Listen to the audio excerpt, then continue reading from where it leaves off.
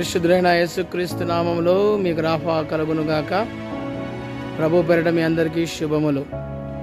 మరి రేపు 23వ తారీఖు శుక్రవారం సాయంత్రం 23 రోజుల ప్రార్థన మహోత్సవంలో ముగింపు సభ ఉన్నది కనుక మీరందరూ ఇది చూస్తున్న వారు తప్పకుండా మీ కుటుంబాలతో పాస్టర్స్ అండ్ ఎల్డర్స్, సంఘ సభ్యులు, తెలిసిన వారు ప్రతి ఒక్కరూ పాల్గొని దేవుని మహిమపరచవలసిందిగా కోరుతూ ఉన్నాను.